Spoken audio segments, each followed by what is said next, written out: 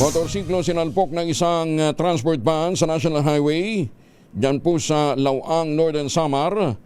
Yung driver at dalawang angkas sa kabilang 3 taong gulang sugatan. Detalye mula kay Jane Galit Bantayan, Aris 34. Jane, may buntag.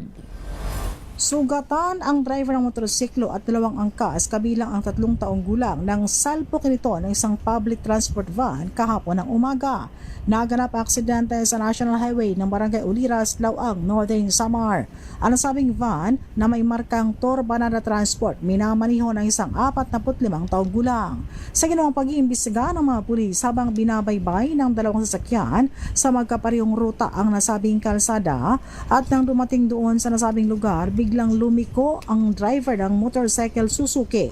Minamaniho ito ng isang 18 taong gulang pa lamang at napag-alaman wala itong driver's license, walang suot na helmet at unregistered ang motorsiklo.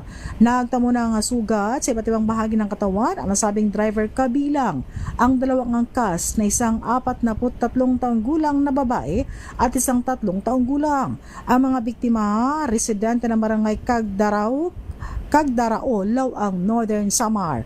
Agad na dinala sa Katubig District Hospital ng MDRRMO personnel ang mga sugatang biktima. Hindi naman na nasaktan o ligtas sumatan at hindi nasaktan ang driver ng van at dinala ito sa Lawang Municipal Police Station kasama ang sasakyan.